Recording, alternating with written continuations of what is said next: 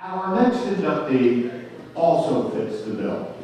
This individual, when he joined the WWF back in the day, he was an amazing performer. Again, his role, as it turned out, was to make the other guys look good. And he did that and then some. When a talent had to climb the ladder back in the day, the formula was you will go through many guys, they will make you look good, and then when it's time to go to your matches with the champions or the top talent, you'll be ready. This gentleman was amazing. You know, climbing the ladder to get to where some of the top guys got, they had to, I would say affectionately, go to a town called Manciniville. And tonight we honor Mario Mancini.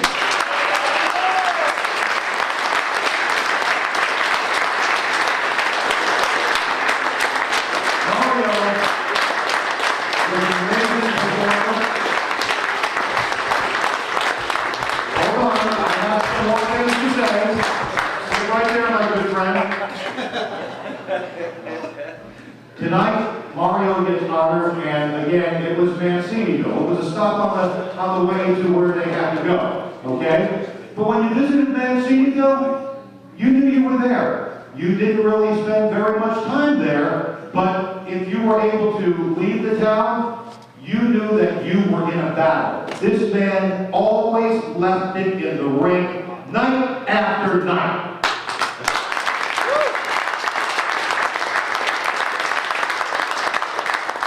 To tell you about some of his illustrious career, he had the very first match, the debut match with The Undertaker. That was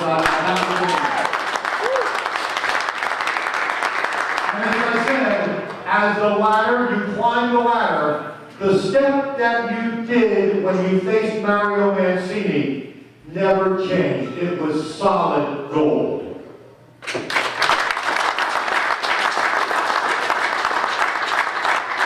He's a very humble guy, but he's a very believable individual. And I can absolutely tell you, is a friend of mine. Ladies and gentlemen, I'll let him tell you more. I am proud to induct this evening into the New England Pro Wrestling Hall of Fame, class of 2014, Mario Mancini!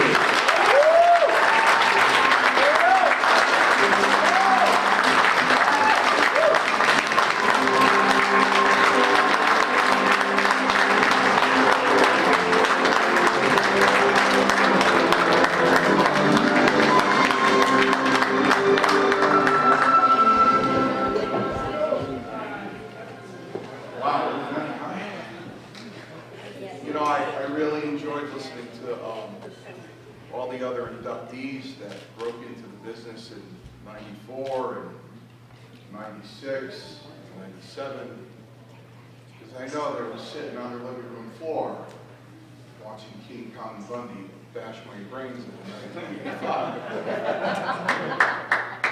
I'd like to thank Joe Crowne for this honor, his tireless work. He's been so kind to me in the past 2 years. And I talk to Joe all the time, call him Vince Jr.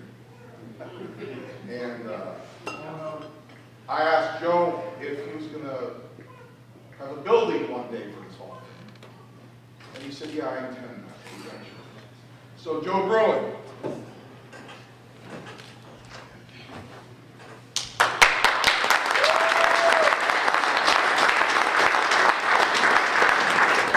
My boots are autographed in his bag in my trunks.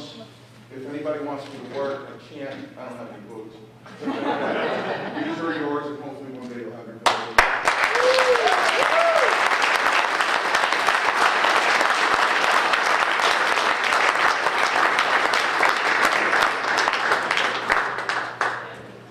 Joe's giving me the best birthday present today, being inducted into the New England Pro Wrestling Hall of Fame. I'm so fortunate, and I know that sounds strange.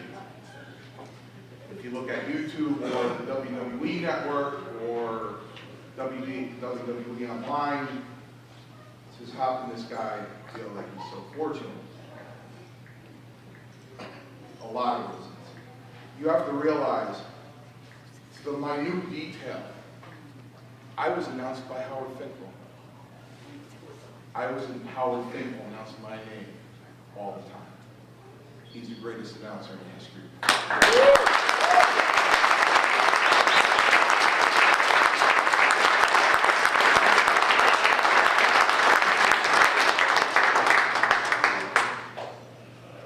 Everybody marvels at the man in the front row, Harley Race.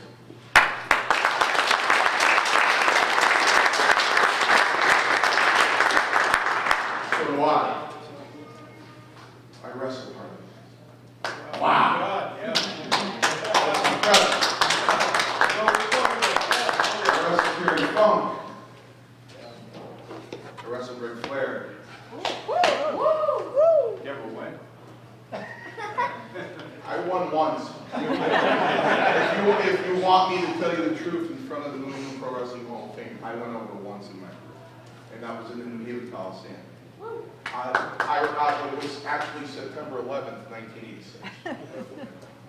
No, it was. You have to excuse me. Jose made me bust every single night in the dressing room until my stuff. I was already blown up by the time I went out to the ring and made me laugh so hard. I'd like to thank Mike Canetta, Mr. Trivia, who got a hold of me a couple of years ago and took Mario Mancini out of the attic, dusted him off, sat on the show and said, tell me some stories. He's known by Mr. Trivia. John Zimmerman and Tom Darcy, who run the Squared Circle. Also, Mike the Fogman Biddle and his co-host, Mickey B, for Center Ring. They have all the old timers on their show, and it's kind of nice to go back and remember the days on the road. I was very fortunate. I was 17 years old in Orange, Connecticut, and I am so thankful that AJ Petrucci is here tonight, who was bumping around with me in our ring. Thank you, boy.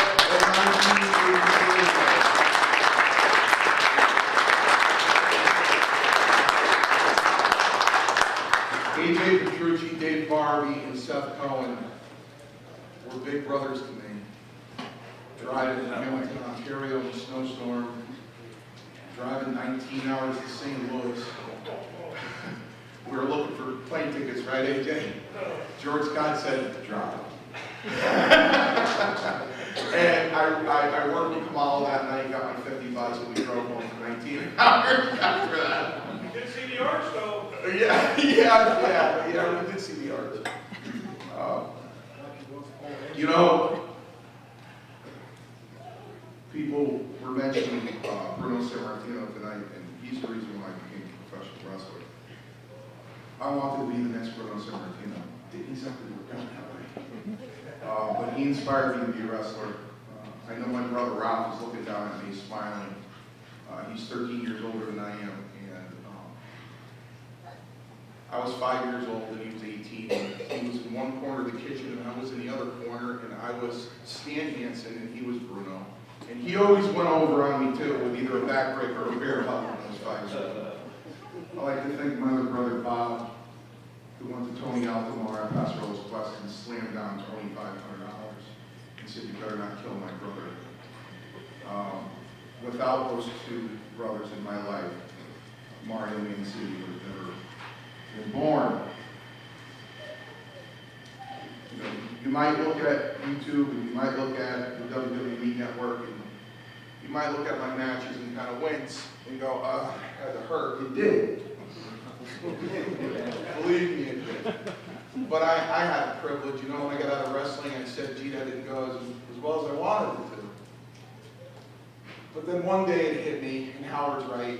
That was The Undertaker's debut match. It was King Kong Bundy's debut match. That was the Hart Foundation's debut match at SC Jeffrey's time. And I was a Bully Busick's debut match. So I guess everybody did have to go through Mancini in order to get where they had to go. And, you know, Howard asked me a question today, when did I realize that that's as far as I was going to go? And it was about 1988. And, you know, professional wrestling is in the center of my heart. And, you know, it helped me in my life. So I decided that in 1988 I was going to be the best damn loser that WWE has ever seen. And a year later, Ray Hernandez looked at me and said, "Mancini." I said, "What, Ray? It's your best damn job I've ever seen in my life." Thanks, Ray.